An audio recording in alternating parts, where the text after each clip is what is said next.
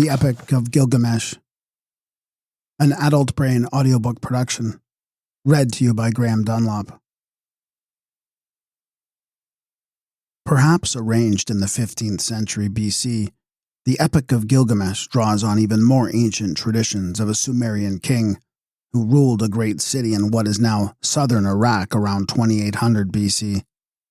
This poem, more lyric than epic in fact, is the earliest extant monument of great literature, presenting archetypal themes of friendship, renown, and facing up to mortality, and it may well have exercised influence on both Genesis and the Homeric epics. Prologue. He had seen everything, had experienced all emotions, from exaltation to despair, had been granted a vision into the great mystery, the secret places, the primeval days before the flood. He had journeyed to the edge of the world and made his way back, exhausted but whole. He had carved his trials on stone tablets, had restored the holy Eanna temple and the massive wall of Uruk, which no city on earth can equal. See how its ramparts gleam like copper in the sun. Climb the stone staircase, more ancient than the mind can imagine. Approach the Eanna temple, sacred to Ishtar, a temple that no king has equaled in size or beauty. Walk on the wall of Uruk, follow its course around the city, inspect its mighty foundations, examine its brickwork, how masterfully it is built, observe the land it encloses. The palm trees, the gardens, the orchards, the glorious palaces and temples, the shops and marketplaces, the houses, the public squares. Find the cornerstone, and under it the copper box that is marked with his name. Unlock it. Open the lid. Take out the tablet of lapis lazuli. Read how Gilgamesh suffered all and accomplished all.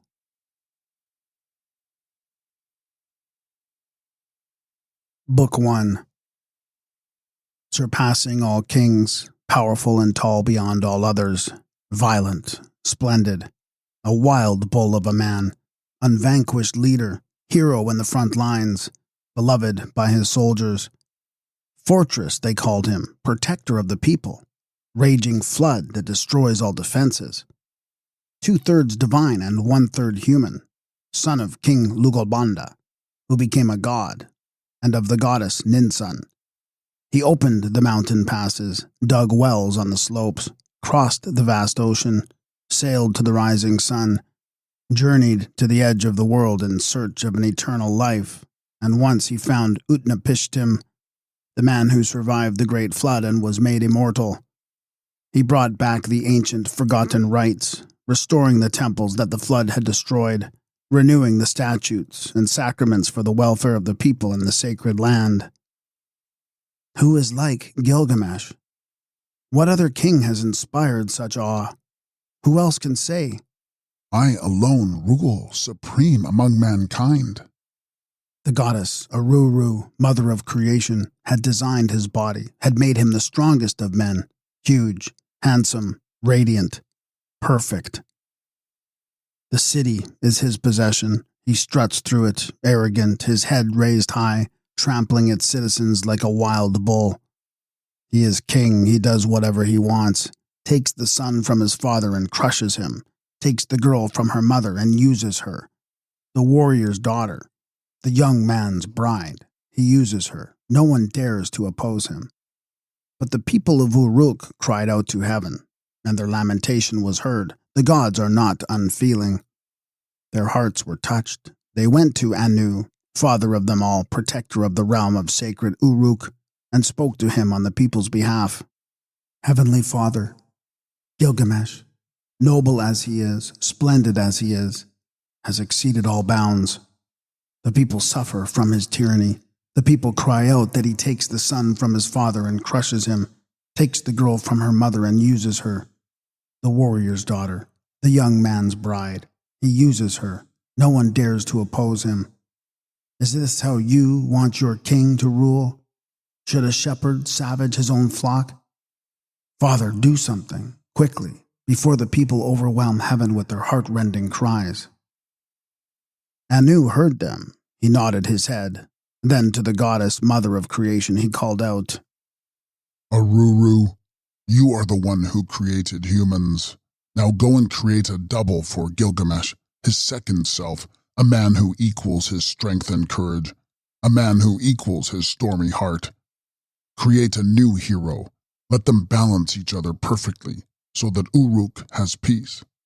When Aruru heard this, she closed her eyes, and what Anu had commanded she formed in her mind. She moistened her hands, she pinched off some clay, she threw it into the wilderness, kneaded it, shaped it to her idea, and fashioned a man, a warrior, a hero. Enkidu the brave, as powerful and fierce as the war god Ninurta. Hair covered his body, hair grew thick on his head and hung down to his waist like a woman's hair. He roamed all over the wilderness, naked, far from the cities of men, ate grass with gazelles, and when he was thirsty he drank clear water from the waterholes, kneeling beside the antelope and deer. One day, a human, a trapper, saw him drinking with the animals at a waterhole. The trapper's heart pounded, his face went white, his legs shook, he was numb with terror. The same thing happened a second, a third day. Fear gripped his belly. He looked drained and haggard like someone who has been on a long, hard journey. He went to his father. "Father, I have seen a savage man at the waterhole. He must be the strongest man in the world with muscles like rock. I have seen him outrun the swiftest animals. He lives among them, eats grass with gazelles, and when he is thirsty he drinks clear water from the waterholes. I haven't approached him. I am too afraid. He fills in the pits I have dug, he tears out the traps I have set. He frees the animals, and I can catch nothing. My livelihood is gone." Son, in Uruk there lives a man named Gilgamesh. He is king of that city and the strongest man in the world, they say, with muscles like rock. Go now to Uruk, go to Gilgamesh, tell him what happened, then follow his advice. He will know what to do. He made the journey. He stood before Gilgamesh in the center of Uruk. He told him about the savage man. The king said, Go to the temple of Ishtar. Ask them there for a woman named Shamhat, one of the priestesses who give their bodies to any man, in honor of the goddess. Take her into the wilderness. When the animals are drinking at the waterhole, tell her to strip off her robe and lie there naked, ready with her legs apart. The wild man will approach. Let her use her love arts. Nature will take its course, and then the animals who knew him in the wilderness will be bewildered and will leave him forever.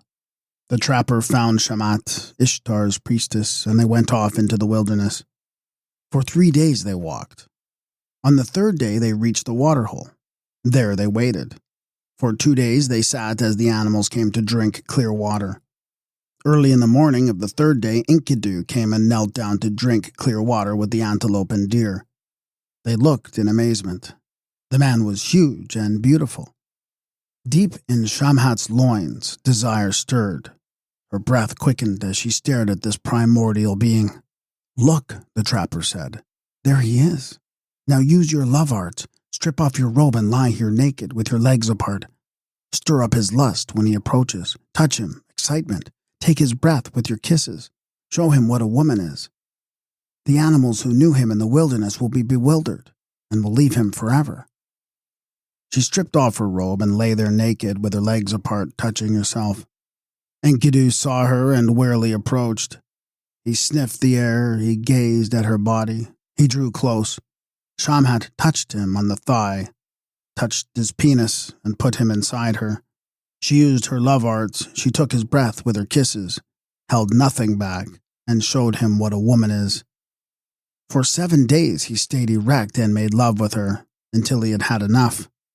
At last he stood up and walked toward the waterhole to rejoin his animals. But the gazelles saw him and scattered. The antelope and deer bounded away. He tried to catch up, but his body was exhausted. His life force was spent. His knees trembled. He could no longer run like an animal, as he had before. He turned back to Shamat, and as he walked he knew that his mind had somehow grown larger. He knew things now that an animal can't know. Enkidu sat down at Shamat's feet. He looked at her, and he understood all the words she was speaking to him. "Now, Enkidu, You know what it is to be with a woman, to unite with her. You are beautiful. You are like a god. Why should you roam the wilderness and live like an animal? Let me take you to great walled Uruk, to the temple of Ishtar, to the palace of Gilgamesh, the mighty king, who in his arrogance oppresses the people, trampling upon them like a wild bull." She finished, and Enkidu nodded his head. Deep in his heart he felt something stir, a longing he had never known before, the longing for a true friend. Enkidu said, "I will go, Shamat. Take me with you to great walled Uruk, to the temple of Ishtar, to the palace of Gilgamesh, the mighty king. I will challenge him. I will shout to his face, 'I am the mightiest. I am the man who can make the world tremble. I am supreme.'"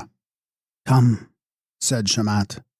"Let us go to Uruk. I will lead you to Gilgamesh, the mighty king. You will see the great city with its massive wall.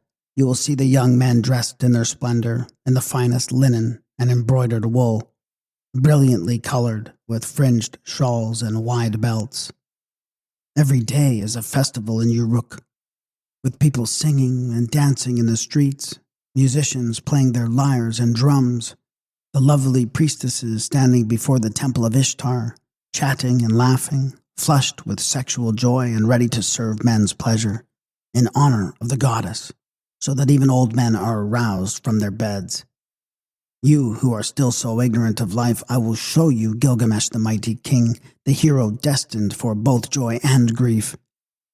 You will stand before him and gaze with wonder. You will see how handsome, how virile he is, how his body pulses with erotic power. He is even taller and stronger than you, so full of life force that he needs no sleep. Enkidu, put aside your aggression. Shamash, the sun god, loves him, and his mind has been made large by Anu, father of the gods, made large by Enlil, the god of earth, and by Ea, the god of water and wisdom. Even before you came down from the hills, you had come to Gilgamesh in a dream." And she told Enkidu what she had heard. He went to his mother, the goddess Ninsun, and asked her to interpret this dream. "I saw a bright star. It shot across the morning sky. It fell at my feet and lay before me like a huge boulder. I tried to lift it, but it was too heavy. I tried to move it, but it would not budge. A crowd of people gathered around me. The people of Uruk pressed in to see it. Like a little baby, they kissed its feet. This boulder, this star that had fallen to earth, I took it in my arms. I embraced and caressed it the way a man caresses his wife. Then I took it and laid it before you. You told me that it was my double, my second self."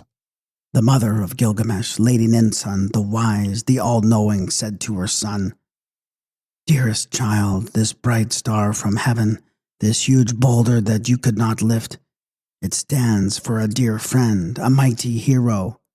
You will take him in your arms, embrace, and caress him the way a man caresses his wife. He will be your double, your second self, a man who is loyal, who will stand at your side through the greatest dangers. Soon you will meet him, the companion of your heart. Your dream has said so." Gilgamesh said, "May the dream come true. May the true friend appear, the true companion, who through every danger will stand at my side." When Shamat had finished speaking, Enkidu turned to her, and again they made love.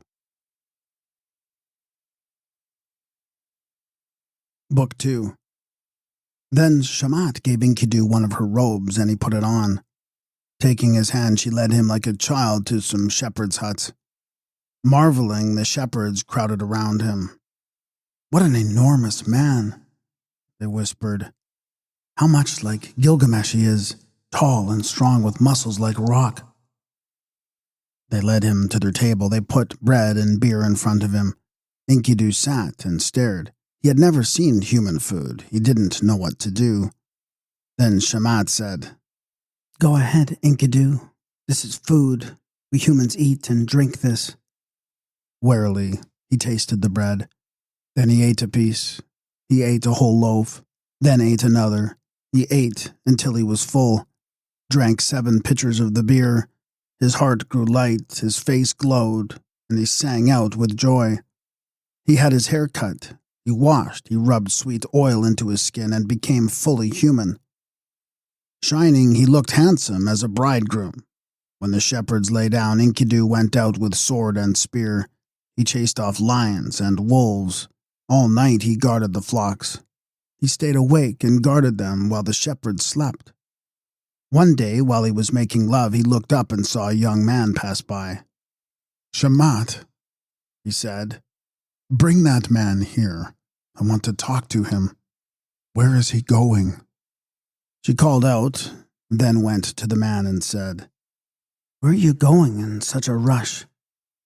The man said to Enkidu, "I'm on my way to a wedding banquet. I've piled the table with exquisite food for the ceremony.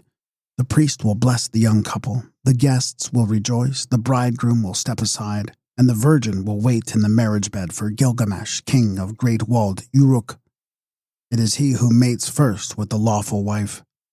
After he is done, the bridegroom follows.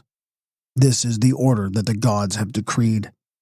From the moment the king's birth cord was cut, every girl's hymen has belonged to him." As he listened, Enkidu's face went pale with anger. "I will go to Uruk now, to the palace of Gilgamesh, the mighty king. I will challenge him.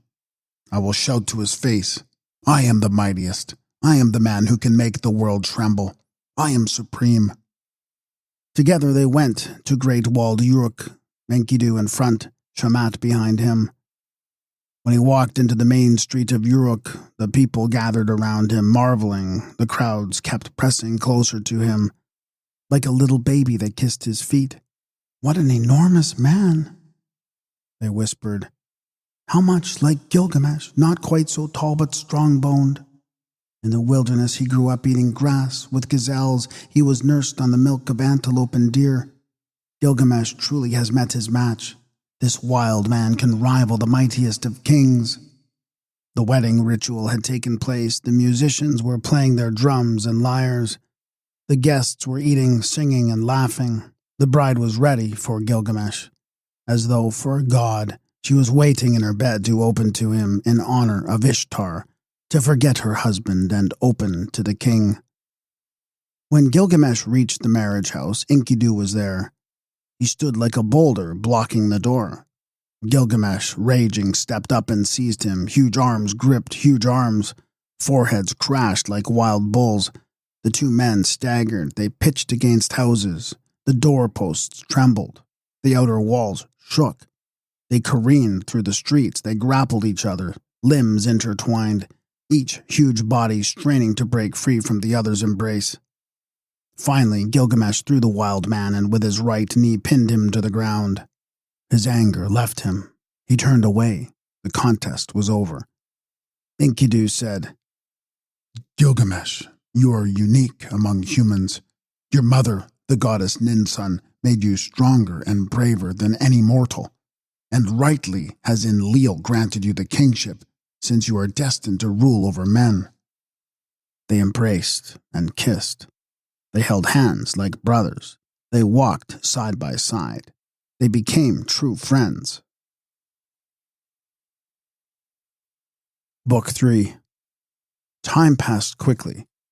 Gilgamesh said, "Now we must travel to the cedar forest, where the fierce monster Humbaba lives. We must kill him and drive out evil from the world." Enkidu sighed, his eyes filled with tears. Gilgamesh said, "Why are you sighing? Why, dear friend, do your eyes fill with tears?" Enkidu answered, "Dear friend, a scream sticks in my throat. My arms are limp. I knew that country when I roamed the hills with the antelope and deer. The forest is endless. It spreads far and wide for 1,000 miles. What man would dare to penetrate its depths?" Gilgamesh said, "Listen, dear friend. Even if the forest goes on forever, I have to enter it, climb its slopes, cut down a cedar that is tall enough to make a whirlwind as it falls to earth." Enkidu said, "But how can any man dare to enter the cedar forest? It is sacred to Enlil. Hasn't he declared its entrance forbidden? Hasn't he put Humbaba there to terrify men? We must not go on this journey. We must not fight this creature. His breath spews fire. His voice booms like thunder. His jaws are death. He can hear all sounds in the forest, even the faintest rustling among the leaves. He will hear us 100 miles away. Who among men or gods could defeat him? Humbaba is the forest's guardian. Enlil put him there to terrify men. Whoever enters will be struck down by fear. Gilgamesh answered, Why, dear friend, do you speak like a coward? What you just said is unworthy of you. It grieves my heart. We are not gods. We cannot ascend to heaven. No, we are mortal men. Only the gods live forever. Our days are few in number, and whatever we achieve is a puff of wind.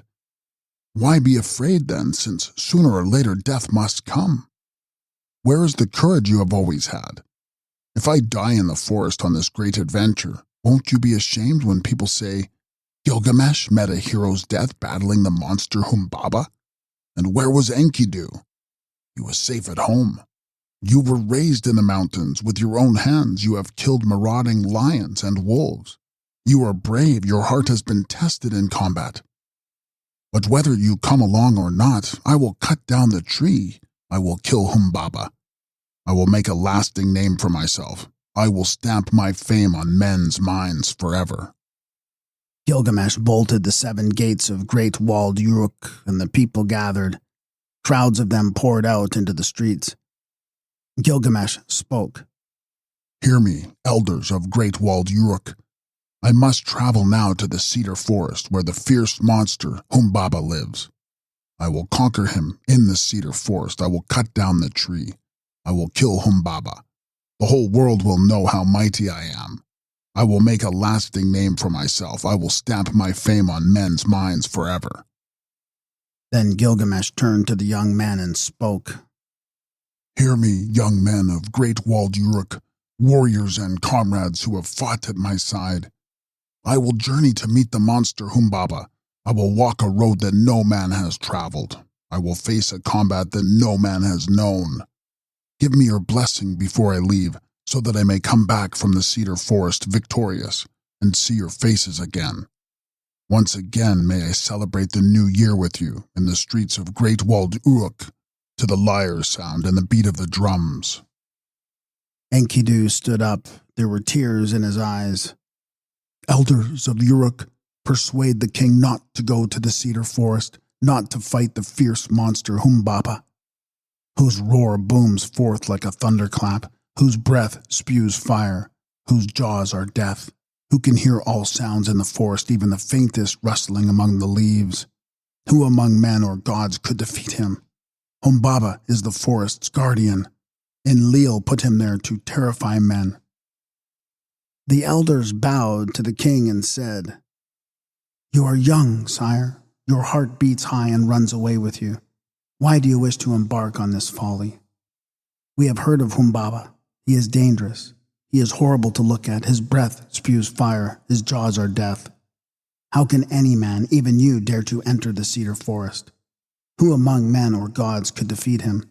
Humbaba is the forest's guardian, and Enlil put him there to terrify men. After he had listened to the elders' words, Gilgamesh laughed. He got up and said, Dear friend, tell me, has your courage returned? Are you ready to leave? Or are you still afraid of dying a hero's death? Enkidu, let us go to the forge and order the smiths to make us weapons that only the mightiest heroes could use. Enkidu listened gravely. He stood silent there for a long time. At last he nodded. Gilgamesh took his hand. The smiths listened to their instructions. They cast huge weapons that ordinary men could never carry, axes that weighed 200 pounds each, knives with cross guards and heavy mountings of solid gold. Each man carried weapons and armor weighing more than 600 pounds. Gilgamesh said, Before we leave, let us pay a visit to my mother's temple. Let us go and speak to the Lady Ninsun, the wise, the all-knowing. Let us bow before her. Let us ask for her blessing and her advice. Hand in hand, the two friends walked to Ninsun's temple. Gilgamesh bowed to his mother, the goddess Ninsun, and said, I must travel now to the cedar forest. I must journey to meet the fierce monster Humbaba. I must walk a road that no man has traveled. I must face a combat that no man has known. Dear mother, great goddess, help me in this. Give me your blessing before I leave, so that I may come back from the cedar forest victorious and see your face again. Ninsun listened to his words with sorrow. With sorrow she entered her inner room. She bathed in water of tamarisk and soapwort. She put on her finest robe, a wide belt, a jeweled necklace, then put on her crown. She climbed the stairs and went up to the roof. She lit sweet incense in honor of Shamash. She lifted her arms in prayer and said, Lord of heaven, you have granted my son beauty and strength and courage. Why have you burdened him with a restless heart? Now you have stirred him up to attack the monster Humbaba, to make a long journey from which he may not return.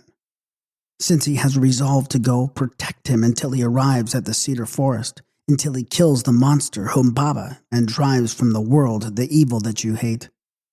Protect him each day as you cross the sky, and at twilight may Aya, your bride, entrust him to the valiant stars, the watchmen of the night. O Lord, Shamash, glorious sun, delight of the gods, illuminator of the world, who rise and the light is born, it fills the heavens, the whole earth takes shape, the mountains form, the valleys grow bright, darkness vanishes, evil retreats. All creatures wake up and open their eyes. They see you. They are filled with joy. Protect my son. On his dangerous journey, let the days be long. Let the nights be short. Let his stride be vigorous and his legs sturdy. When he and his dear friend Enkidu arrive, stir up strong winds against Humbaba, the south wind, the north wind, the east and the west, storm wind, gale wind, hurricane, tornado, to pin Humbaba, to paralyze his steps and make it easy for my son to kill him. Then your swift mules will carry you onward to your stopping place and bed for the night. The gods will bring luscious food to delight you. Aya will dry your face with the fringe of her pure white robe. Hear me, O Lord, protect my son. In your great mercy, lead him to the forest, then bring him home. After she prayed, the goddess Ninsun, the wise, the all-knowing, came down from the roof and summoned Enkidu. Dear child, she said, you were not born from my womb, but now I adopt you as my son. She hung a jeweled amulet around Enkidu's neck. As a priestess takes in an abandoned child, I have taken in Enkidu as my own son. May he be a brother for Gilgamesh. May he guide him to the forest and bring him home. Enkidu listened. Tears filled his eyes. He and Gilgamesh clasped hands like brothers. They took their weapons, the massive axes, the massive knives, the quivers, the bows. The elders made way. The young men cheered. The elders stood up and addressed the king. Come back safely to great walled Uruk. Do not rely on your strength alone, but be watchful, be wary, make each blow count. Remember what the ancient proverb says. If you walk in front, you protect your comrade. If you know the route, you safeguard your friend. Let Enkidu go ahead as you walk. He knows the way to the cedar forest. He is tested in battle. He is brave and strong. He will guard you at every stage of the journey. Through every danger, he will stand at your side. May Shamash grant you your heart's desire. May the path to the cedar forest be straight. May the nights be safe, with no dangers lurking. May your father Lugobanda protect you. May you conquer Humbaba. May the battle be quick. May you joyfully wash your feet in his river. Dig a well when you stop for the night. Fill your water skins with fresh water. Each day make an offering to Shamash. And remember Lugobanda, your father, who journeyed to far-off mountains himself. The elders turned to Enkidu and said, We leave the king in your care. Protect him. Guide him through all the treacherous passes. Show him where to find food and where to dig for fresh water. Lead him to the forest and fight at his side. May Shamash help you. May the gods grant your heart's desire and bring you back safe to great walled Uruk. Enkidu said to Gilgamesh, Since you must do this, I must go with you. So let us leave. Let our hearts be fearless. I will go first, since I know the way to the cedar forest, where Humbaba lives. Book 4. At 400 miles they stopped to eat. At 1,000 miles they pitched their camp. They had traveled for just 3 days and nights, a 6 weeks' journey for ordinary men. When the sun was setting, they dug a well. They filled their water skins with fresh water. Gilgamesh climbed to the mountain top. He poured out flour as an offering and said, "Mountain, bring me a favorable dream." Enkidu did the ritual for dreams, praying for a sign. A gust of wind passed. He built a shelter for the night, placed Gilgamesh on the floor, and spread a magic circle of flour around him, then sprawled like a net across the doorway. Gilgamesh sat there with his chin on his knees, and sleep overcame him as it does all men. At midnight, he awoke. He said to Enkidu, "What happened? Did you touch me? Did a god pass by? What makes my skin creep? Why am I cold? Enkidu, dear friend, I have had a dream, a horrible dream. We were walking in a gorge, and when I looked up, a huge mountain loomed, so huge that we were as small as flies. Then the mountain fell down on top of us. Dear friend, tell me, what does this mean?" Enkidu said, "Don't worry, my friend. The dream you had is a favorable one. The mountain stands for Humbaba. He will fall just like that mountain. Lord Shamash will grant us victory. We will kill the monster and leave his corpse on the battlefield." Gilgamesh, happy with this good dream, smiled, and his face lit up with pleasure. At 400 miles, they stopped to eat. At 1,000 miles, they pitched their camp. They had traveled for just 3 days and nights, a 6 weeks' journey for ordinary men. When the sun was setting, they dug a well. They filled their water skins with fresh water. Gilgamesh climbed to the mountain top. He poured out flour as an offering and said, "Mountain, bring me a favorable dream." Enkidu did the ritual for dreams, praying for a sign. A gust of wind passed.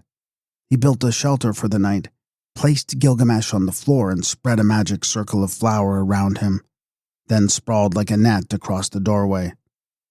Gilgamesh sat there with his chin on his knees, and sleep overcame him, as it does all men.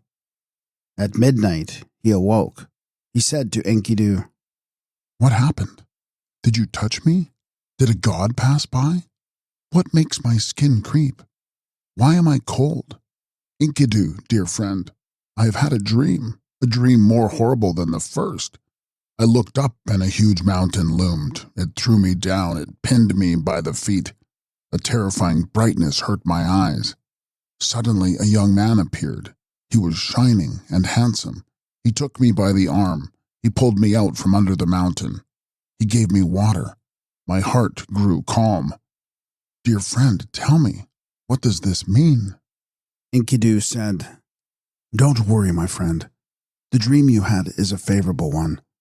Again, the mountain stands for Humbaba. He threw you down, but he could not kill you. As for the handsome young man who appeared, he stands for Lord Shamash, who will rescue you and grant you everything you desire." Gilgamesh, happy with his good dream, smiled, and his face lit up with pleasure. At 400 miles, they stopped to eat. At 1,000 miles, they pitched their camp. They had traveled for just 3 days and nights, a 6 weeks' journey for ordinary men. When the sun was setting, they dug a well. They filled their water skins with fresh water. Gilgamesh climbed to the mountain top.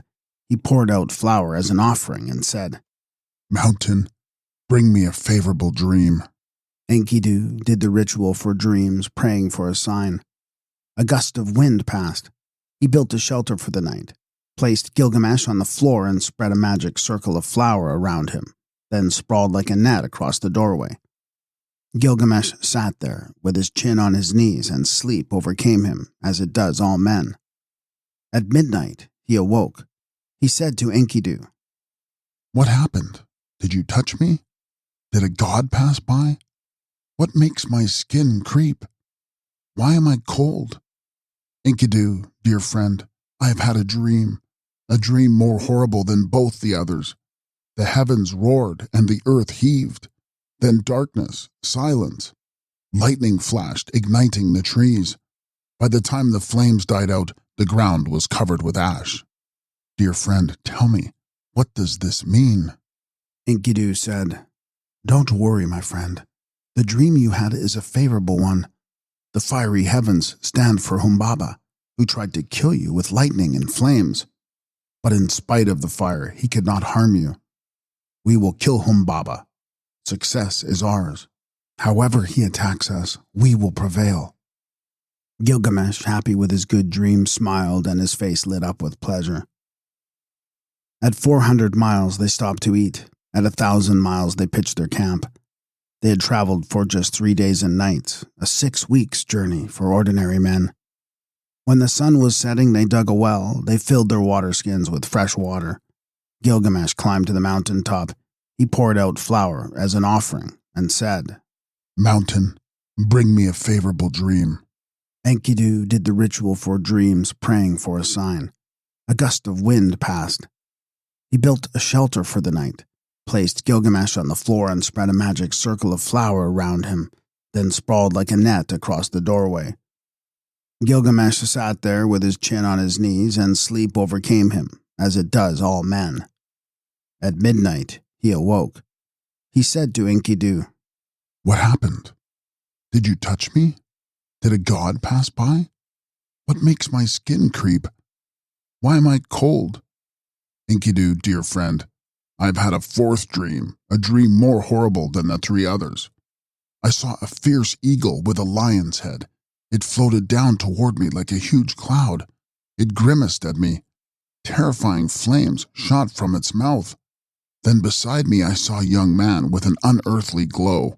He seized the creature. He broke its wings. He wrung its neck and threw it to the ground.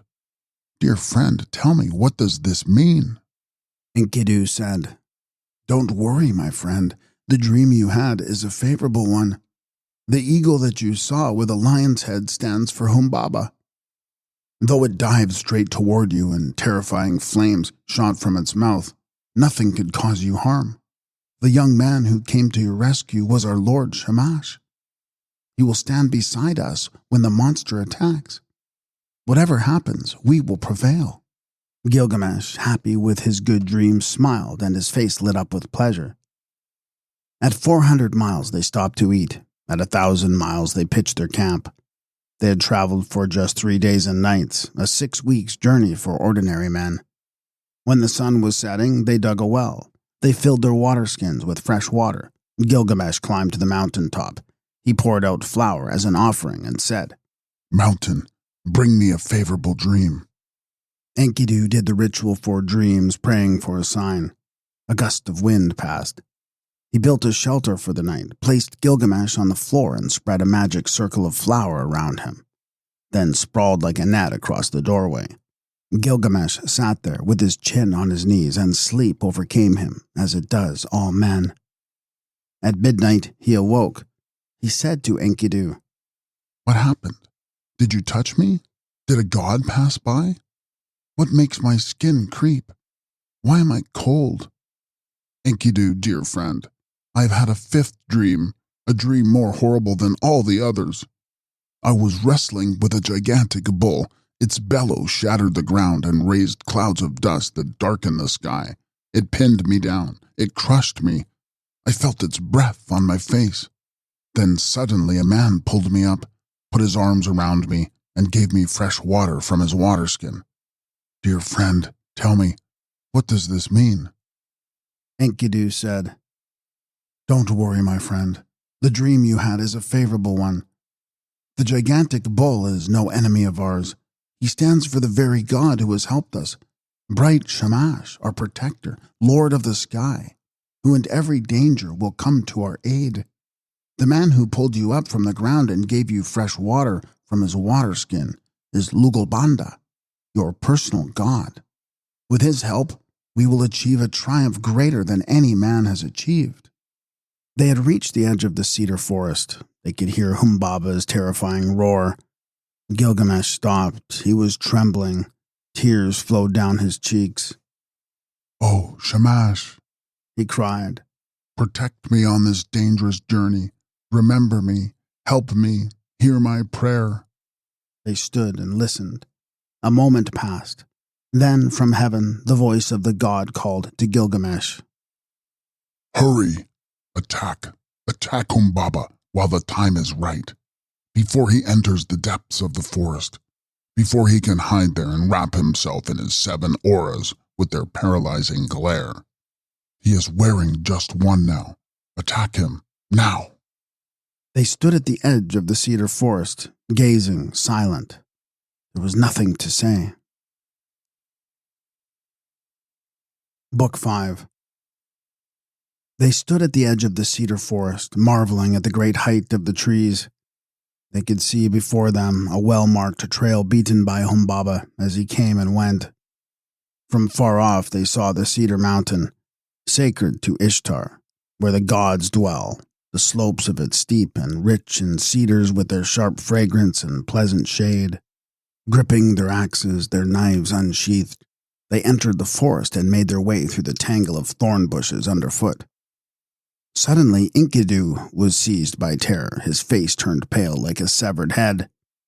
He said to Gilgamesh, "Dear friend, I cannot continue. I am frightened. I cannot go on.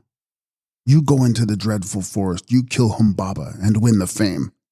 I will return now to great walled Uruk, and all men will know what a coward I have been." Gilgamesh answered, "Dear friend, dear brother, I cannot kill Humbaba alone. Please stay here with me. Stand at my side. 2 boats lashed together will never sink. A 3-ply rope is not easily broken. If we help each other and fight side by side, what harm can come to us? Let us go on and attack the monster. We have come so far. Whatever you are feeling, let us go on." Enkidu said, "You have never met him, so you don't know the horror that lurks ahead. But when I saw him, my blood ran cold. His teeth are knife-sharp, they stick out like tusks. His face, blood-smeared, is a lion's face. He charges ahead like a raging torrent, his forehead ablaze. Who can withstand him? I am terrified. I cannot go on." Gilgamesh said, "Courage, dear brother. This is no time to give in to fear. We have come so far, across so many mountains, and our journey is about to reach its goal. You were raised in the wild with your own hands. You have killed marauding lions and wolves. You are brave. Your heart has been tested in combat. Though your arms feel weak now and your legs tremble, you are a warrior. You know what to do. Shout out your battle cry. Let your voice pound like a kettle drum. Let your heart inspire you to be joyous in battle, to forget about death. If we help each other and fight side by side, we will make a lasting name for ourselves. We will stamp our fame on men's minds forever." They walked deep into the cedar forest, gripping their axes, their knives unsheathed, following the trail that Humbaba had made. They came within the sight of the monster's den. He was waiting inside it. Their blood ran cold. He saw the 2 friends. He grimaced. He bared his teeth. He let out a deafening roar. He glared at Gilgamesh. "Young man," he said, "you will never go home. Prepare to die." Dread surged through Gilgamesh. Terror flooded his muscles. His heart froze. His mouth went dry. His legs shook. His feet were rooted to the ground. Enkidu saw his dismay and said, "Dear friend, great warrior, noble hero, don't lose courage. Remember this. 2 boats lashed together will never sink. A 3-ply rope is not easily broken. If we help each other and fight side by side, what harm can come to us? Let us go on." They advanced to the monster's den. Humbaba charged out, roaring at them, and said, "I know you, Gilgamesh. Don't be a fool. Go away. Leave the cedar forest. Have madmen told you to confront me here? I will tear you limb from limb, I will crush you and leave you bloody and mangled on the ground. And you, Enkidu, you son of a fish or a turtle, you gutless, fatherless spawn, who never suckled on mother's milk, I saw you in the pastures when you were young. I saw you graze with the wandering herds, but I didn't kill you. You were too scrawny. You wouldn't have made a decent meal. And now you dare to lead Gilgamesh here. You both stand before me looking like a pair of frightened girls. I will slit your throats. I will cut off your heads. I will feed your stinking guts to the shrieking vultures and crows. Gilgamesh backed away. He said, How dreadful Humbaba's face has become. It has changed into 1,000 nightmare faces, more horrible than I can bear. I feel haunted. I'm too afraid to go on. Enkidu answered, Why, dear friend, do you speak like a coward? What you just said is unworthy of you. It grieves my heart. We must not hesitate or retreat. Two intimate friends cannot be defeated. Be courageous. Remember how strong you are. I will stand by you. Now let us attack. Gilgamesh felt his courage return.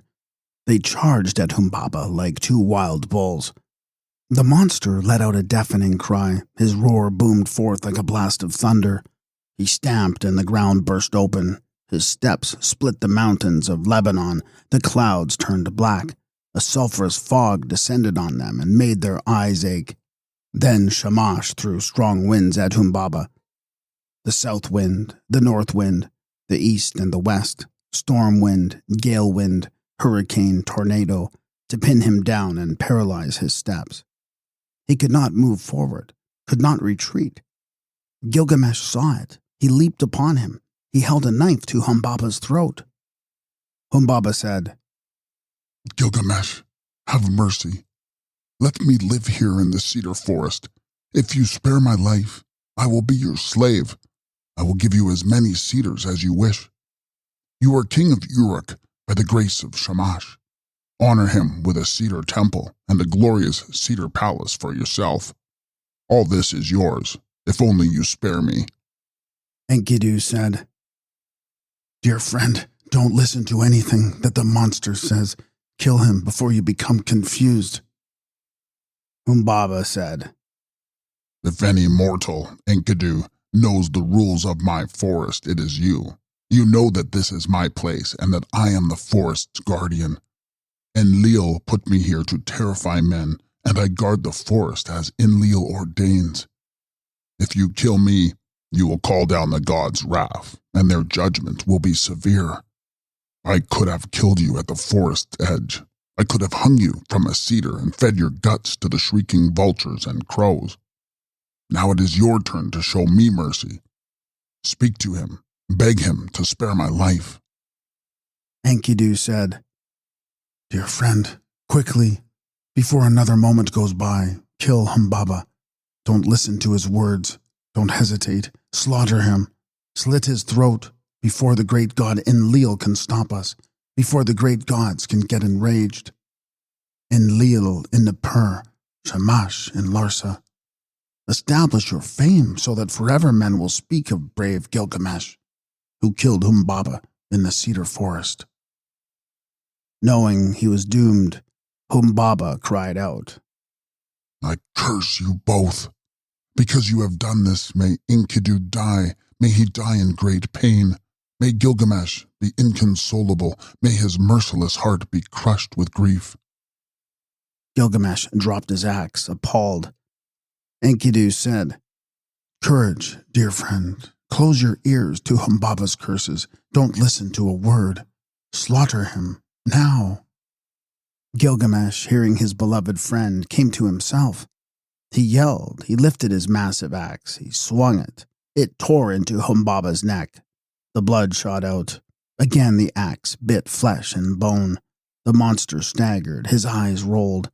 And at the axe's third stroke he toppled like a cedar and crashed to the ground. At his death roar the mountains of Lebanon shook. The valleys ran with his blood. For 10 miles the forest resounded. Then the two friends sliced him open, pulled out his intestines. cut off his head with its knife-sharp teeth and horrible bloodshot staring eyes. A gentle rain fell into the mountains.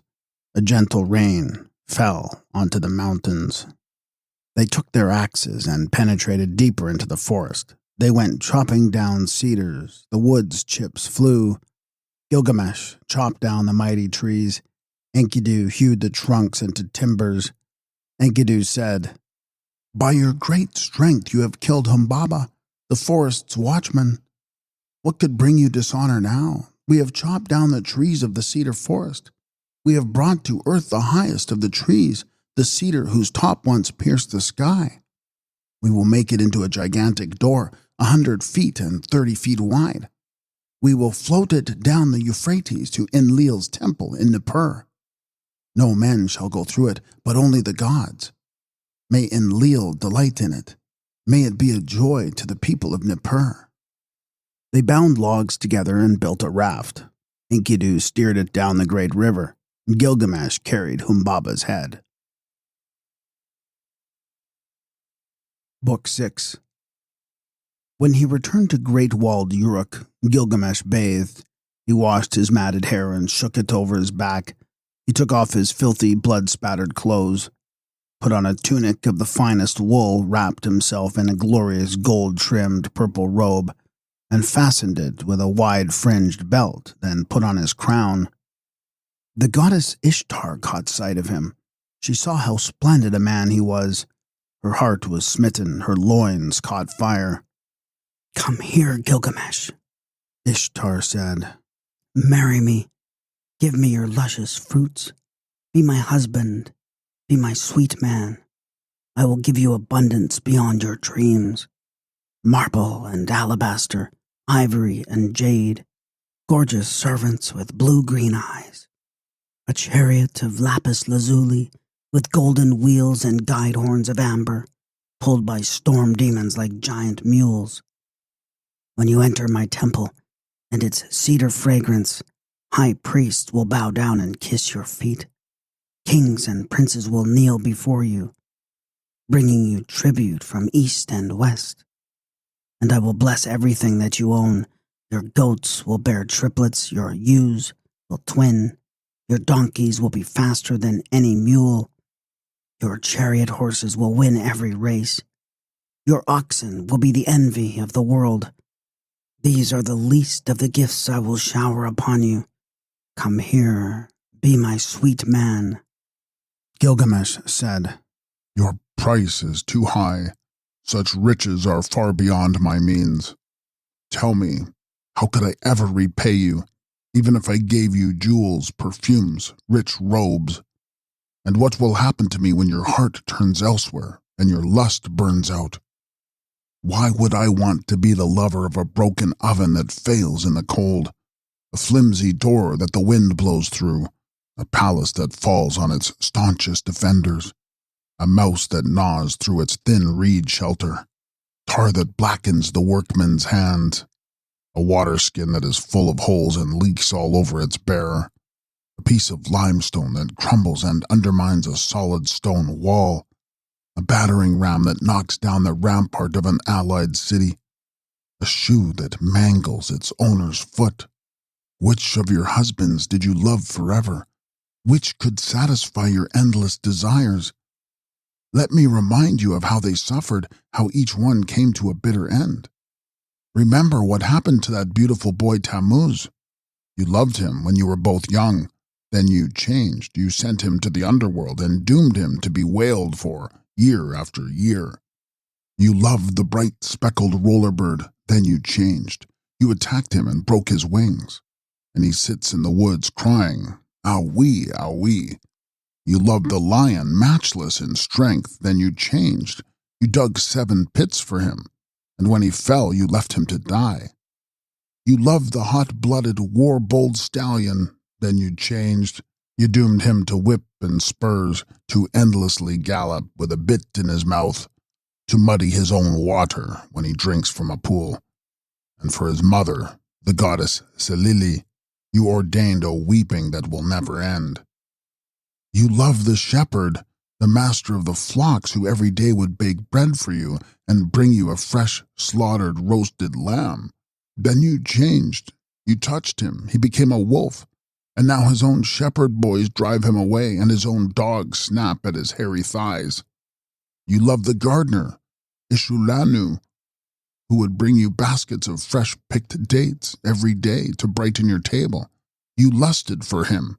You drew close and said, "Sweet Ishulanu, let me suck your rod, touch my vagina, caress my jewel." And he frowned and answered, "Why should I eat this rotten meal of yours? What can you offer but the bread of dishonor, the beer of shame, and thin reeds as covers when the cold wind blows?" But you kept up your sweet talk, and at last he gave in. Then you changed. You turned him into a toad and doomed him to live in his devastated garden. And why would my fate be any different? If I too became your lover, you would treat me as cruelly as you treated them. Ishtar shrieked. She exploded with fury. Raging, weeping, she went up to heaven, to her father, Anu, and Entu, her mother, as tears of anger poured down her cheeks. "Father, Gilgamesh slandered me. He hurled the worst insults at me. He said horrible, unforgivable things." Anu said to the Princess Ishtar, "But might you not have provoked this? Did you try to seduce him? Or did he just start insulting you for no reason at all?" Ishtar said, "Please, Father, I beg you, give me the bull of heaven, just for a little while. I want to bring it to the earth. I wanted to kill that liar Gilgamesh and destroy his palace. If you say no, I will smash the gates of the underworld, and 1,000,000 famished ghouls will ascend to devour the living, and the living will be outnumbered by the dead." Anu said to the Princess Ishtar, "But if I give you the bull of heaven, Uruk will have famine for 7 long years. Have you provided the people with grain for 7 years, and the cattle with fodder?" Ishtar said, "Yes, of course I've gathered grain and fodder. I've stored up enough, more than enough, for 7 years." When Anu heard this, he called for the bull and handed its nose rope to the Princess Ishtar. Ishtar led the bull down to the earth. It entered and bellowed. The whole land shook. The streams and marshes dried up. The Euphrates water level dropped by 10 feet. When the bull snorted, the earth cracked open and 100 warriors fell in and died.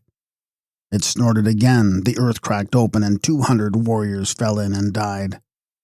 When it snorted a third time, the earth cracked open and Enkidu fell in, up to his waist. He jumped out and grabbed the bull's horns. It spat its slobber into his face. It lifted its tail and spewed dung all over him.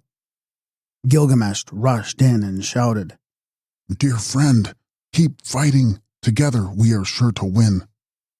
Enkidu circled behind the bull, seized it by the tail, and set its foot on its haunch. Then Gilgamesh, skillfully like a butcher, strode up and thrust his knife between its shoulders and the base of its horns. After they had killed the bull of heaven, they ripped out its heart, and they offered it to Shamash. Then they both bowed before him and sat down like brothers side by side. Ishtar was outraged. She climbed to the top of Uruk's great wall. She writhed in grief and wailed, "Not only did Gilgamesh slander me, now the brute has killed his own punishment, the bull of heaven." When Enkidu heard these words, he laughed. He reached down, ripped off one of the bull's thighs, and flung it in Ishtar's face. "If only I could catch you, this is what I would do to you. I would rip you apart and drape the bull's guts over your arms." Ishtar assembled her priestesses, those who offer themselves to all men in her honor. They placed the bull's gory thigh on the altar and began a solemn lament. Gilgamesh summoned his master craftsmen. They marveled at the gigantic horns. Each horn was made from 30 pounds of lapis lazuli. Each was as thick as the length of 2 thumbs. Together they held 400 gallons. He called for that much oil to anoint his father's statue. then hung the two massive horns in the chapel dedicated to Lugolbanda. The two friends washed themselves in the river and returned to the palace hand in hand. They rode in a chariot through the main streets. The people shouted and cheered as they passed. Gilgamesh said to his singing girls, "Tell me, who is the handsomest of men? Tell me, who is the bravest of heroes?" "Gilgamesh, he is the handsomest of men. Enkidu, he is the bravest of heroes. We are the victors who in our fury flung the bull's thigh in Ishtar's face. And now in the streets she has no one to avenge her." There was singing and feasting in the palace that night. Later, when the warriors were stretched out asleep, Enkidu had a terrifying dream.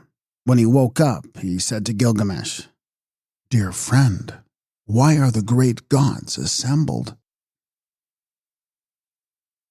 Book 7. "Beloved brother," Enkidu said, "last night I had a terrifying dream.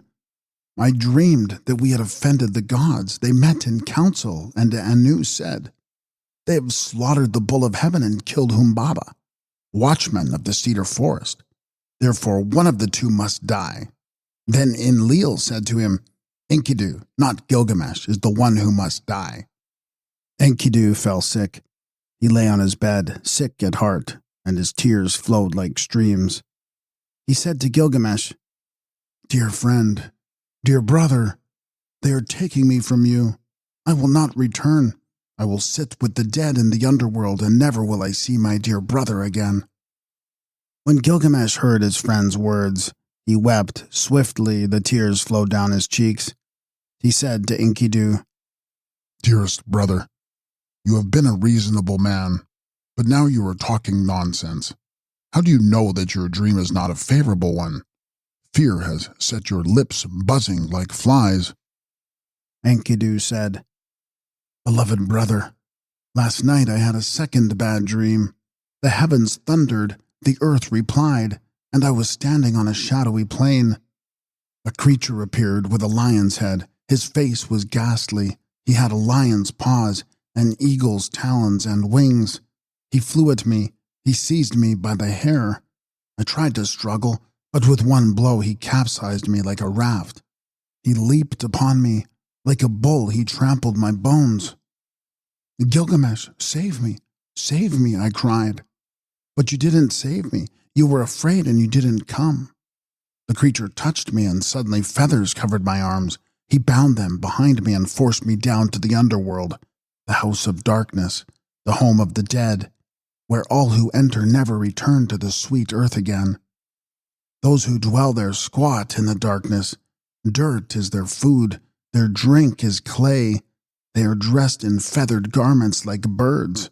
They never see light, and on door and bolt the dust lies thick. When I entered that house I looked, and around me were piles of crowns. I saw proud kings who had ruled the land, who had set out roast meat before the gods and offered cool water and cakes for the dead. I saw high priests and acolytes squatting, exorcists and prophets, the ecstatic and the dull. I saw Etana, the primeval king, Sumakwan, the wild animals god, and Erish Kigal, the somber queen of the underworld. Balet Siri, her scribe, was kneeling before her, reading from the tablet on which each mortal's death is inscribed. When the queen saw me, she glared and said, "Who has brought this new resident here?" Gilgamesh said, "Though it sounds bad, this dream may be a good omen. The gods send dreams just to the healthy, never to the weak. So it is a healthy man who has dreamed this. Now I will pray to the great gods for help. I will pray to Shamash and to your god, to Anu, father of the gods, to Enlil, the counselor, and to Ea, the wise. I will beg them to show you mercy. Then I will have a gold statue made in your image. Don't worry, dear friend. You will soon get better. This votive image will restore you to health." Enkidu said, "There is no gold statue that can cure this illness, beloved friend. What Enlil has decided cannot be changed. My fate is settled. There is nothing you can do." At the first glow of dawn, Enkidu cried out to Shamash. He raised his head and the tears poured down his cheeks. I turn to you, Lord, since suddenly fate has turned against me. As for that wretched trapper who found me when I was free in the wilderness, because he destroyed my life, destroy his livelihood, may he go home empty. May no animals ever enter his traps, or if they do, may they vanish like mist, and may he starve for bringing me here. After he had cursed him to his heart's content, he then cursed Shamat, the priestess of Ishtar. Shamat, I assign you an eternal fate. I curse you with the ultimate curse. May it seize you instantly as it leaves my mouth.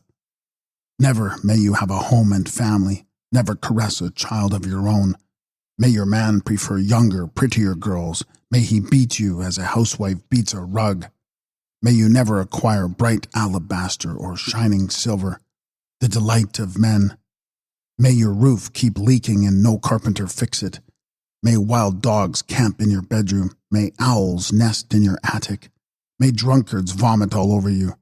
May a tavern wall be your place of business. May you be dressed in torn robes and filthy underwear. May angry wives sue you. May thorns and briars make your feet bloody. May young men jeer and the rabble mock you as you walk the streets. Shamat, may all this be your reward for seducing me in the wilderness when I was strong and innocent and free. Bright Shamash, the protector, heard his prayer. Then from heaven, the voice of God called out, Enkidu, why are you cursing the priestess Shamat?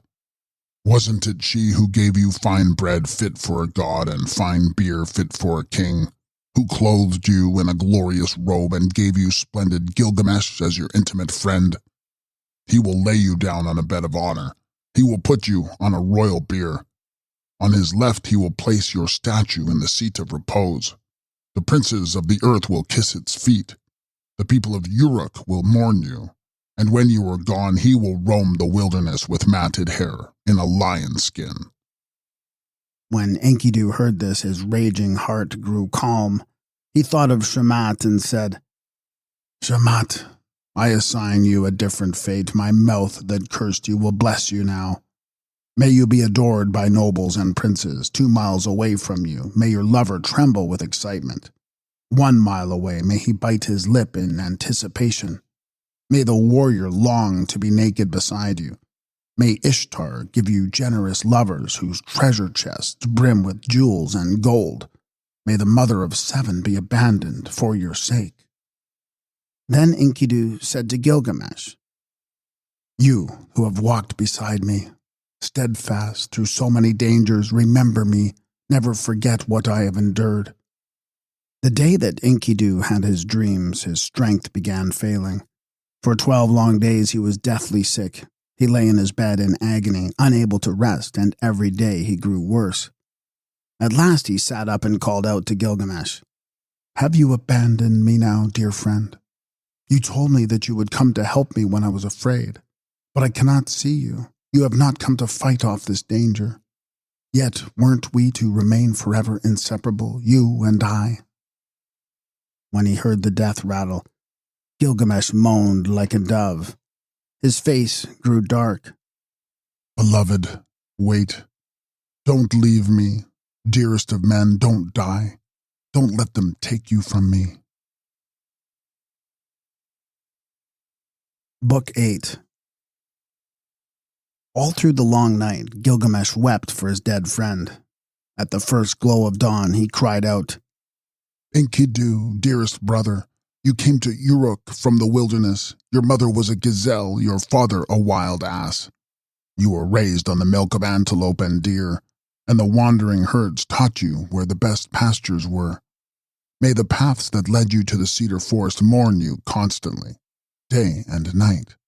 May the elders of great walled Uruk mourn you, who gave us their blessing when we departed. May the hills mourn you and the mountains we climbed. May the pastures mourn you as their own son. May the forest we slashed in our fury mourn you. May the bear mourn you, the hyena, the panther, the leopard, deer, jackal, lion, wild bull, gazelle. May the rivers Ulea and Euphrates mourn you, whose sacred waters we offered to the gods. May the young men of great-walled Uruk mourn you, who cheered when we slaughtered the bull of heaven. May the farmer mourn you, who praised you to the skies in his harvest song. May the shepherd mourn you, who brought you milk. May the brewer mourn you, who made you fine beer. May Ishtar's priestess mourn you, who massaged you with sweet-smelling oil.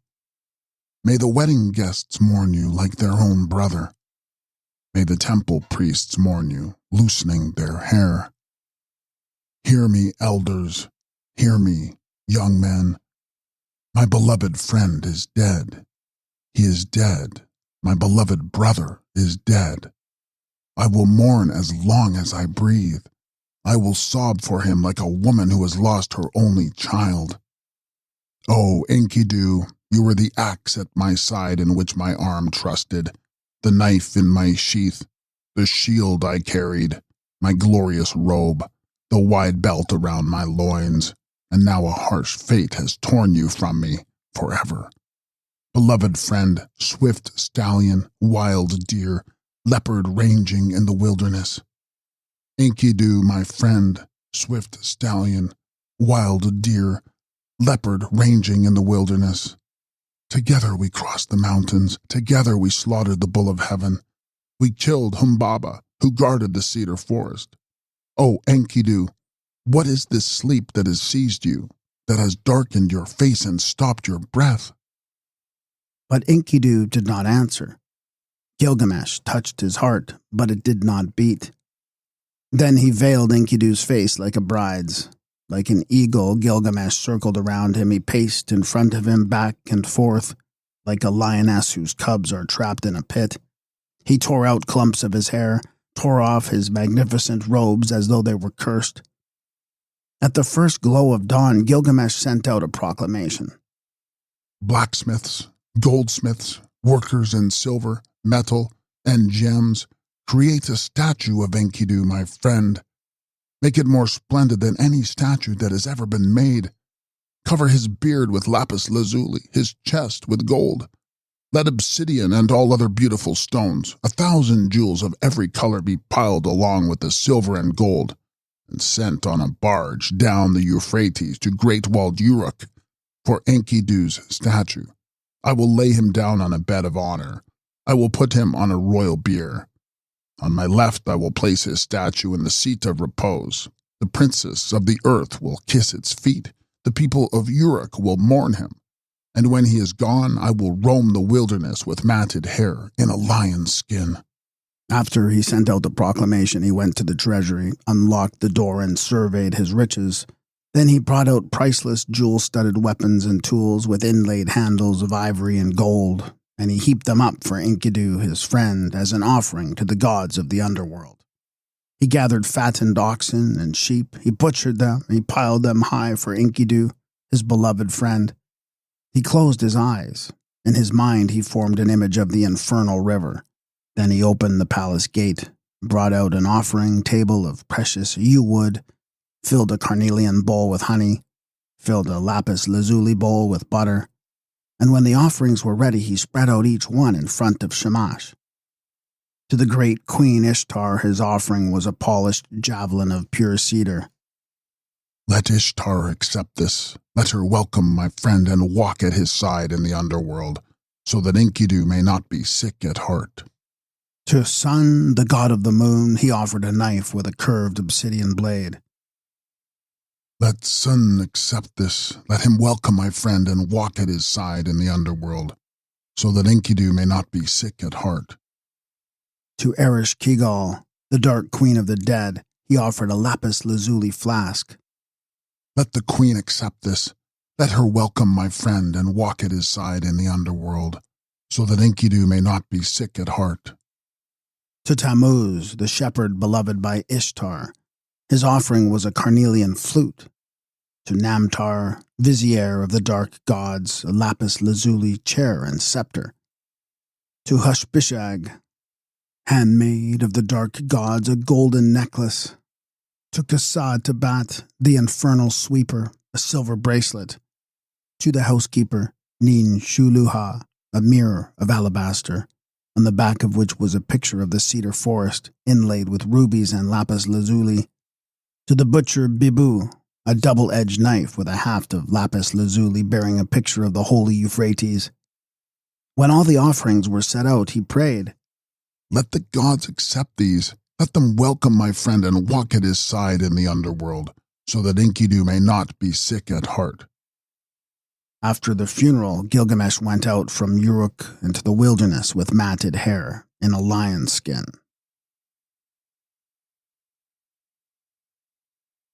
Book 9.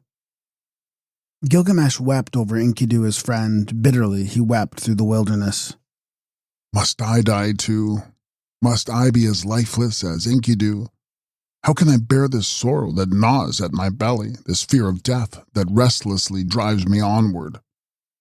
If I could only find the one man whom the gods made immortal, I would ask him how to overcome death." So Gilgamesh roamed, his heart full of anguish, wandering always eastward in the search of Utnapishtim, whom the gods made immortal. Finally, he arrived at the two high mountains called the Twin Peaks. Their summits touch the vault of heaven, their bases reach down to the underworld. They keep watch over the sun's departure and its return.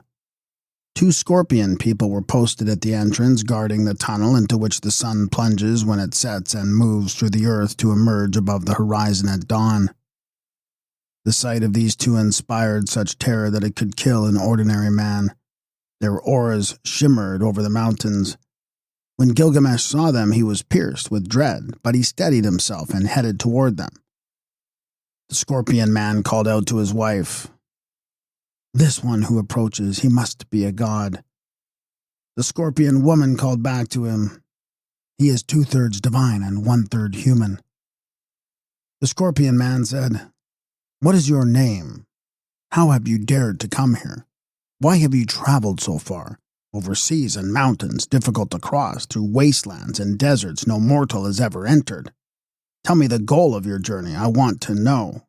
"Gilgamesh is my name," he answered. "I'm the king of great walled Uruk and have come here to find my ancestor Utnapishtim, who joined the assembly of the gods and was granted eternal life. He is my last hope. I want to ask him how he managed to overcome death." The scorpion man said, "No one is able to cross the Twin Peaks, nor has anyone ever entered the tunnel into which the sun plunges when it sets and moves through the earth. Inside the tunnel there is a total darkness. Deep is the darkness, with no light at all." The scorpion woman said, "This brave man, driven by despair, his body frost-chilled, exhausted, and burnt by the desert sun. Show him the way to Utnapishtim." The scorpion man said, "Ever downward through the deep darkness the tunnel leads. All will be pitch black before and behind you. All will be pitch black to either side. You must run through the tunnel faster than the wind.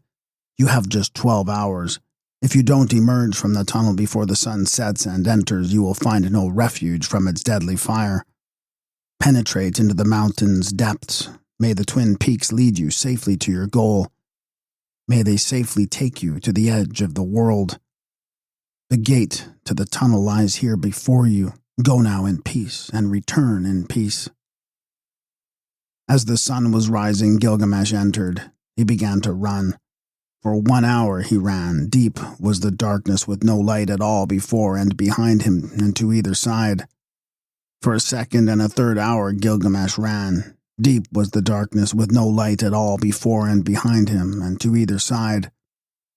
For a fourth and fifth hour Gilgamesh ran. Deep was the darkness with no light at all before and behind him and to either side.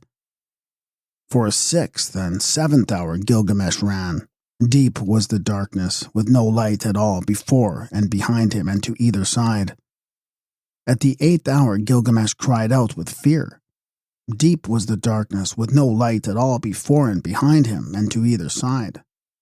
At the 9th hour he felt a breeze on his face. Deep was the darkness with no light at all before and behind and to either side. For a 10th and 11th hour Gilgamesh ran. Deep was the darkness with no light at all before and behind him and to either side. At the 12th hour, he emerged from the tunnel into the light. The sun was hurtling toward the entrance. He had barely escaped. Before him, the garden of the gods appeared, with gem trees of all colors dazzling to see. There were trees that grew rubies, trees with lapis lazuli flowers, trees that dangled gigantic coral clusters like dates. Everywhere, sparkling on all the branches, were enormous jewels. Emeralds, sapphires, hematite, diamonds, carnelians, pearls. Gilgamesh looked up and marveled at it all. Book 10. At the edge of the ocean, the tavern keeper Shiduri was sitting. Her face was veiled, her golden pot stand and brewing vat stood at her side. As Gilgamesh came toward her, worn out, his heart was full of anguish, she thought, "This desperate man must be a murderer. Why else is he heading straight toward me?" She rushed into her tavern, locked the door, then climbed to the roof. Gilgamesh heard the noise. He looked up and saw her standing there, staring at him. "Why did you lock yourself in?" He shouted. "I want to enter now. If you don't let me, I will smash your locks and break down your door." Shiduri answered, "You seemed so wild that I locked my door and climbed to the roof. Tell me your name now. Where are you going?" "Gilgamesh is my name," he said. "I am the king of great walled Uruk.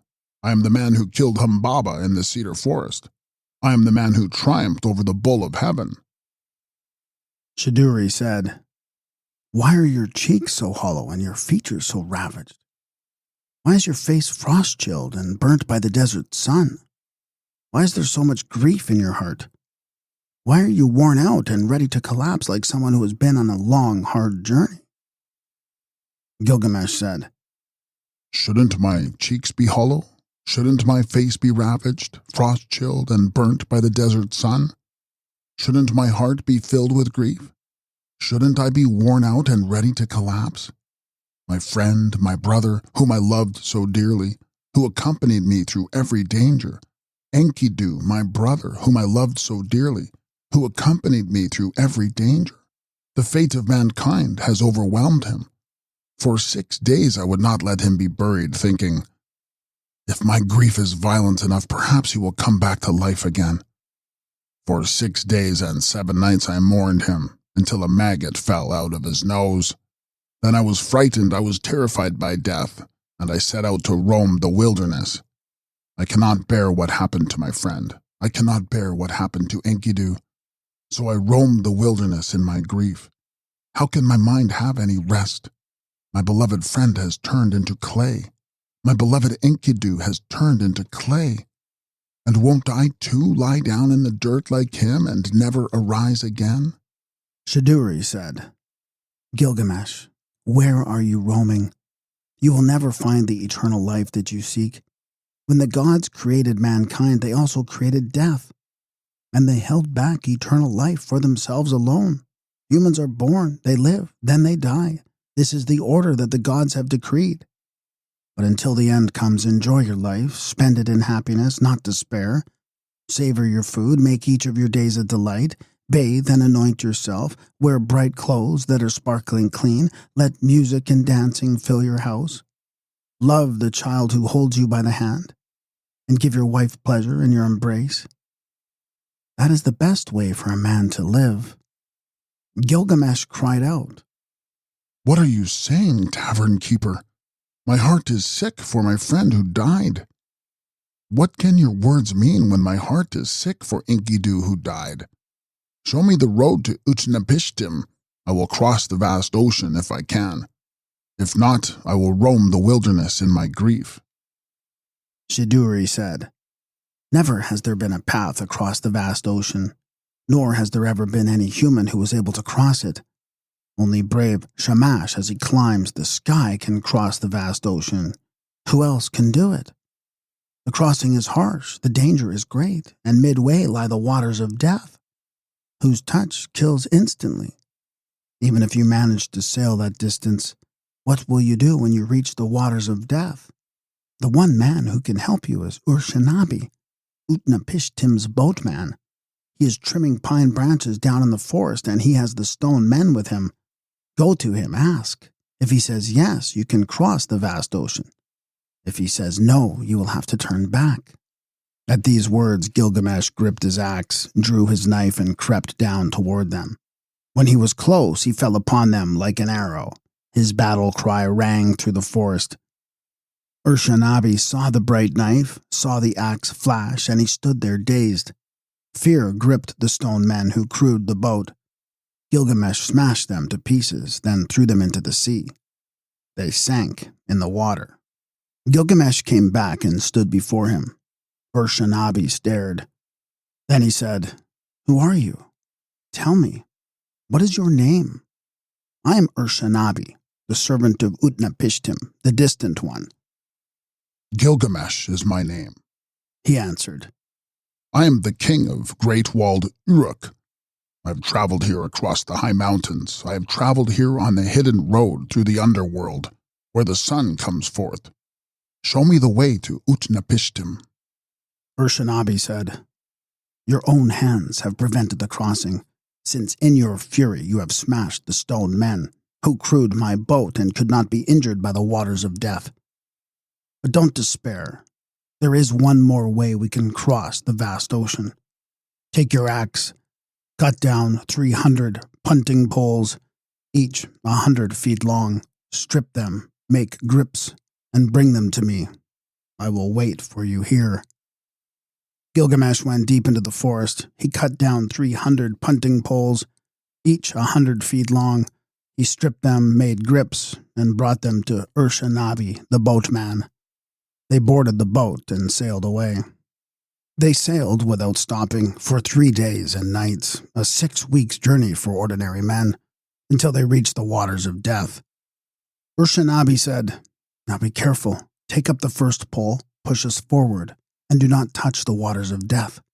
When you come to the end of the first pole, drop it. Take up a second and a third one until you come to the end of the 300th pole and the waters of death are well behind us." When all 300 poles had been used, Gilgamesh took Urshanabi's robe. He held it as a sail with both arms extended, and the little boat moved on toward the shore. Alone on the shore stood Utnapishtim, wondering as he watched them approach. "Where are the stone men who crew the boat? Why is there a stranger on board? I've never seen him. Who can he be?" Gilgamesh landed. When he saw the old man, he said to him, "Tell me, where can I find Utnapishtim, who joined the assembly of the gods and was granted eternal life?"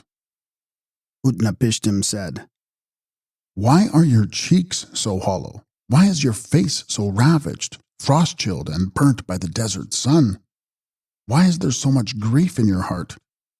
Why are you worn out and ready to collapse like someone who has been on a long, hard journey?" Gilgamesh said, "Shouldn't my cheeks be hollow? Shouldn't my face be ravaged, frost-chilled, and burnt by the desert sun? Shouldn't my heart be filled with grief? Shouldn't I be worn out and ready to collapse? My friend, my brother, whom I loved so dearly, who accompanied me through every danger. Enkidu, my brother, whom I loved so dearly, who accompanied me through every danger.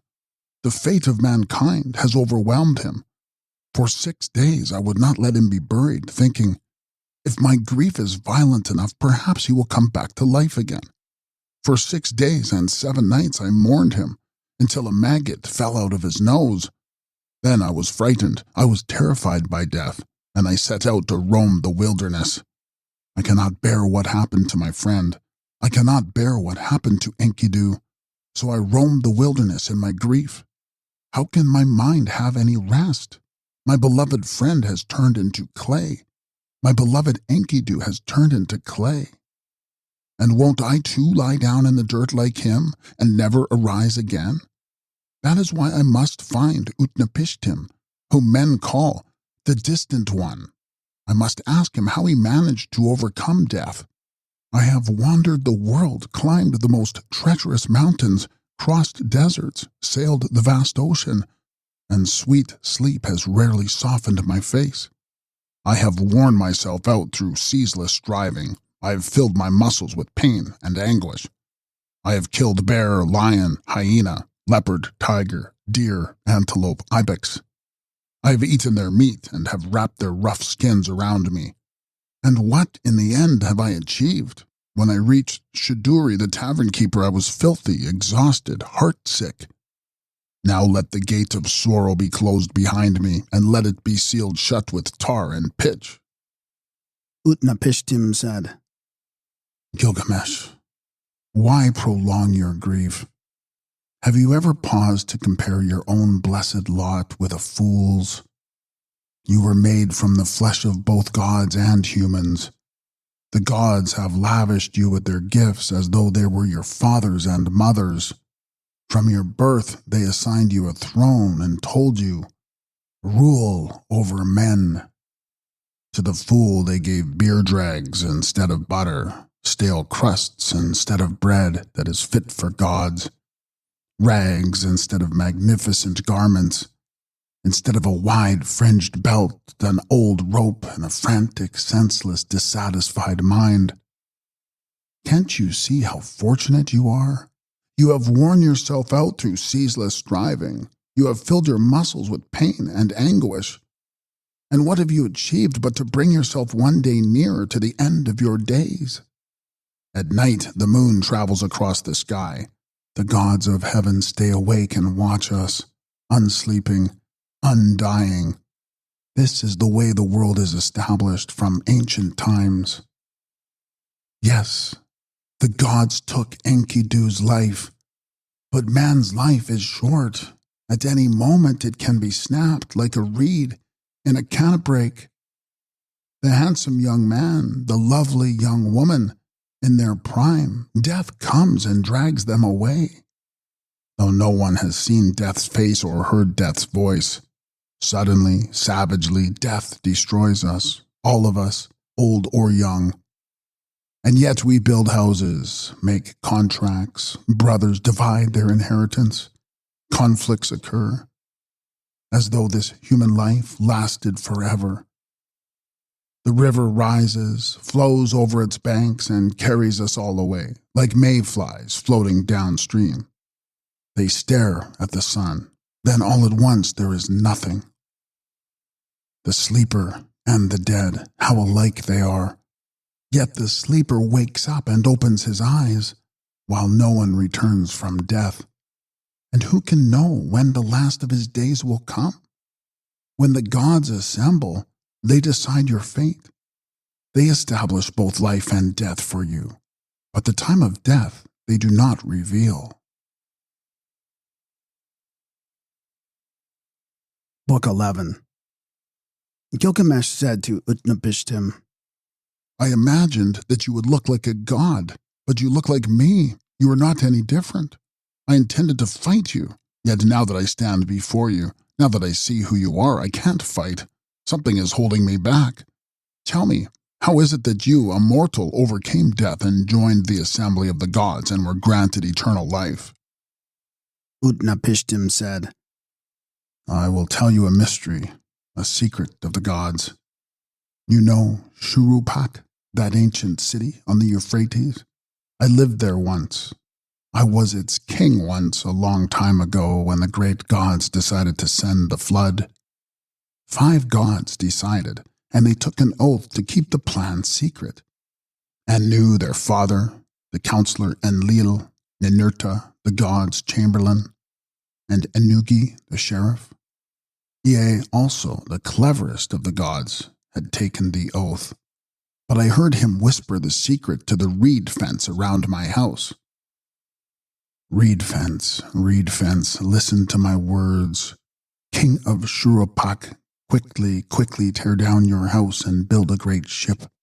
Leave your possessions, save your life. The ship must be square, so that its length equals its width. Build a roof over it, just as the great deep is covered by the earth. Then gather and take aboard the ship examples of every living creature.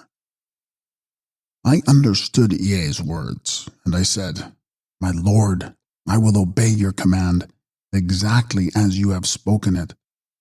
But what shall I say when the people ask me why I am building such a large ship?" Ea said, "Tell them that Enlil hates you, that you can no longer live in their city or walk on the earth, which belongs to Enlil, that it is your fate to go down into the great deep and live with Ea, your lord, and that Ea will rain abundance upon them. They will all have all that they want and more." I laid out the structure. I drafted plans. At the first glow of dawn, everyone gathered.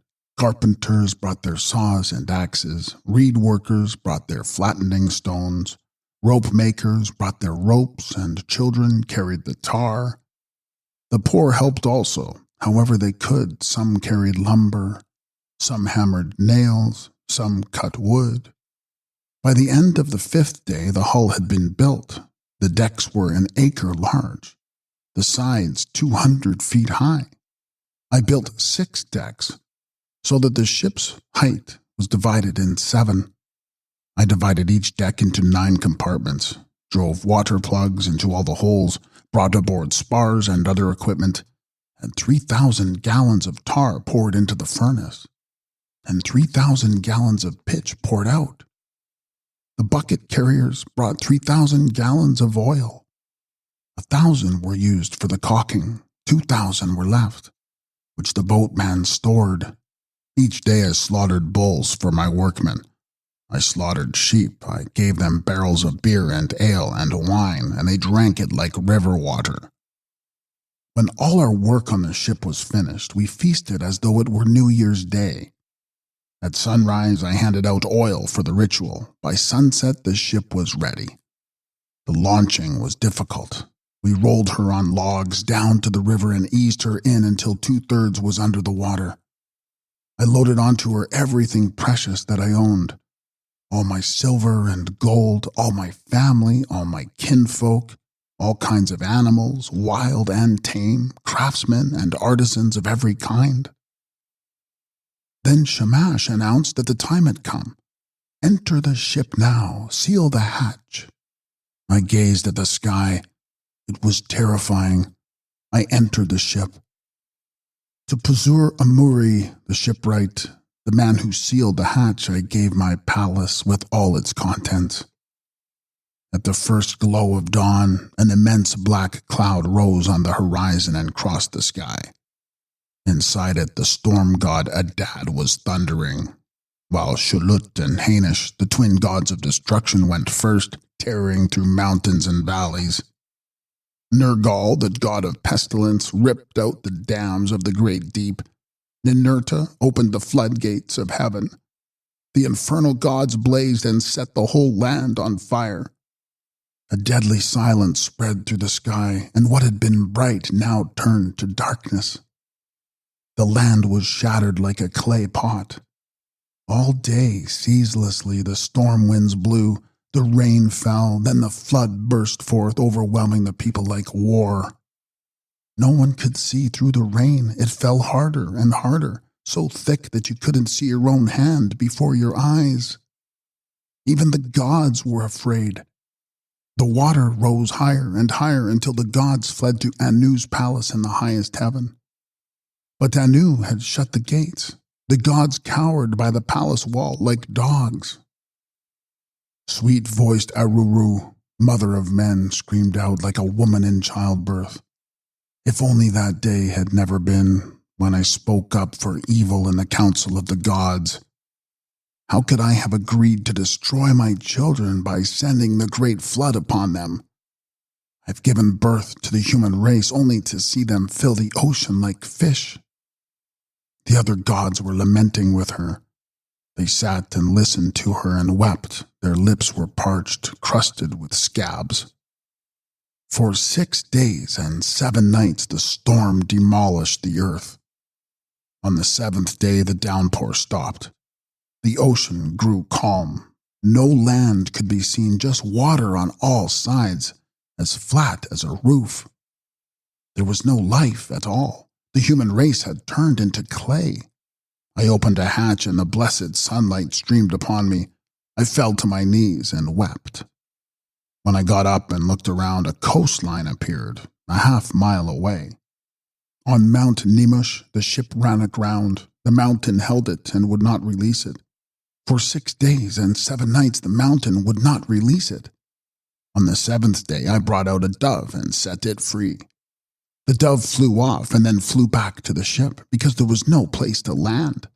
I waited. Then I brought out a swallow and set it free. The swallow flew off, then flew back to the ship because there was no place to land. I waited. Then I brought out a raven and set it free. The raven flew off, and because the water had receded, it found a branch. It sat there, it ate, it flew off and didn't return. When the waters had dried up and land appeared, I set free the animals I had taken. I slaughtered a sheep on the mountain top and offered it to the gods. I arranged 2 rows of 7 ritual vases. I burned reeds, cedar, and myrtle branches. The gods smelled the fragrance. They smelled the sweet fragrance and clustered around the offering like flies. When Uruk came, she held up in the air her necklace of lapis lazuli, Anu's gift when their love was anew. I swear by this precious ornament that never will I forget these days. Let all the gods come to the sacrifice, except for Enlil, because he recklessly sent the great flood and destroyed my children. Then Enlil arrived. When he saw the ship, he was angry. He raged at the other gods. Who helped these humans escape? Wasn't the flood supposed to destroy them all? Ninurta answered, who else but Ea, the cleverest of us, could devise such a thing? Ea said to the counselor Enlil, you, the wisest and bravest of the gods, how did it happen that you so recklessly sent the great flood to destroy mankind? It is right to punish the sinner for his sins, to punish the criminal for his crime. But be merciful. Do not allow all men to die because of the sins of some. Instead of a flood, you should have sent lions to decimate the human race, or wolves, or a famine, or a deadly plague. As for my taking the solemn oath, I didn't reveal the secret of the gods. I only whispered it to a fence, and Utnapishtim happened to hear. Now you must decide what his fate will be. Then Enlil boarded. He took my hand. He led me out. Then he led out my wife. He had us kneel down in front of him. He touched our foreheads, and standing between us, he blessed us. Hear me, you gods. Until now, Utnapishtim was a mortal man, but from now on, he and his wife shall be gods like us. They shall live forever, at the source of the rivers far away. Then they brought us to this distant place at the source of the rivers. Here we live. Now then, Gilgamesh, who will assemble the gods for your sake? Who will convince them to grant you the eternal life that you seek? How would they know that you deserve it? First, pass this test. Just stay awake for 7 days. Prevail against sleep, and perhaps you will prevail against death. So Gilgamesh sat down against a wall to begin the test. The moment he sat down, sleep swirled over him like a fog. Utnapishtim said to his wife, Look at this fellow. He wanted to live forever, but the very moment he sat down, sleep swirled over him like a fog. His wife said, Touch him on the shoulder. Wake him. Let him depart and go back safely to his own land by the gate he came through. Utnapishtim said, All men are liars. When he wakes up, watch how he tries to deceive us. So bake a loaf for each day he sleeps. Put them in a row beside him and make a mark on the wall for every loaf. She baked the loaves and put them beside him. She made a mark for each day he slept. The first loaf was rock hard. The second loaf was dried out like leather. The third had shrunk. The fourth had a whitish covering. The fifth was spotted with mold. The sixth was stale. The seventh loaf was still on the coals when he reached out and touched him. Gilgamesh woke with a start and said, I was almost falling asleep when I felt your touch. Utnapishtim said, Look down, friend. Count these loaves that my wife baked and put here while you sat sleeping. The first one, rock hard, was baked 7 days ago. This leathery one was baked 6 days ago. And so on for all the rest of the days you sat here sleeping. Look, they are marked on the wall behind you." Gilgamesh cried out. "What shall I do? Where shall I go now? Death has caught me. It lurks in my bedroom, and everywhere I look, everywhere I turn, there is only death." Utnapishtim said to the boatman, "This is the last time, Urshanabi, that you are allowed to cross the vast ocean and reach these shores. As for this man, he is filthy and tired. His hair is matted. Animal skins have obscured his beauty. Bring him to the tub and wash out his hair. Take off his animal skin and let the waves of the ocean carry it away. Moisten his body with sweet-smelling oil. Bind his hair in a bright new headband. Dress him in fine robes fit for a king. Until he comes to the end of his journey, let his robes be spotless as though they were new." He brought him to the tub. He washed out his hair. He took off his animal skin and let the waves of the ocean carry it away. He moistened his body with sweet-smelling oil. He bound his hair in a bright new headband. He dressed him in fine robes fit for a king. Then Gilgamesh and Urshanabi boarded, pushed off, and the little boat began to move away from the shore. But the wife of Utnapishtim said, "Wait, this man came a very long way. He endured many hardships to get here. Won't you give him something for his journey home?" When he heard this, Gilgamesh turned the boat around, and he brought it back to the shore. Utnapishtim said, "Gilgamesh, you came a very long way. You endured many hardships to get here. Now I will give you something for your journey home, a mystery, a secret of the gods. There is a small spiny bush that grows in the waters of the great deep. It has sharp spikes that will prick your fingers like a rose's thorns. If you find this plant and bring it to the surface, you will have found the secret of youth." Gilgamesh dug a pit on the shore that led down into the great deep. He tied 2 heavy stones to his feet. They pulled him downward into the water's depths. He found the plant. He grasped it. It tore his fingers. They bled. He cut off the stones. His body shot up to the surface, and the waves cast him back, gasping onto the shore. Gilgamesh said to Urshanabi, "Come here. Look at this marvelous plant, the antidote to the fear of death. With it, we return to the youth we once had. I will take it to Uruk. I will test its power by seeing what happens when an old man eats it. If that succeeds, I will eat some myself and become a carefree young man again." At 400 miles, they stopped to eat. At 1,000 miles, they pitched their camp. Gilgamesh saw a pond of cool water. He left the plant on the ground and bathed. A snake smelled its fragrance. Stealthily, it crawled up and carried the plant away. As it disappeared, it cast off its skin. When Gilgamesh saw what the snake had done, he sat down and wept. He said to the boatman, "What shall I do now? All my hardships have been for nothing. Oh, Urshanabi, was it for this that my hands have labored? Was it for this that I gave my heart's blood? I have gained no benefit for myself, but have lost the marvelous plant to a reptile. I plucked it from the depths, and how could I ever manage to find that place again? And our little boat, we left it on the shore." At 400 miles, they stopped to eat. At 1,000 miles, they pitched their camp. When at last they arrived, Gilgamesh said to Urshanabi, "This is the wall of Uruk, which no city on earth can equal. See how its ramparts gleam like copper in the sun. Climb the stone staircase, more ancient than the mind can imagine. Approach the Inia temple, sacred to Ishtar, a temple that no king has equaled in size or beauty. Walk on the wall of Uruk.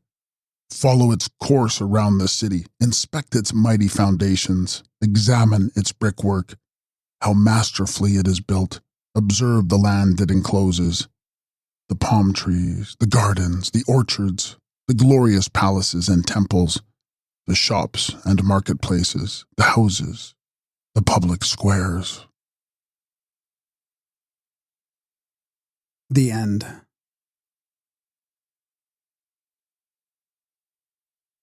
Thank you for listening to The Epic of Gilgamesh, read by Graham Dunlop.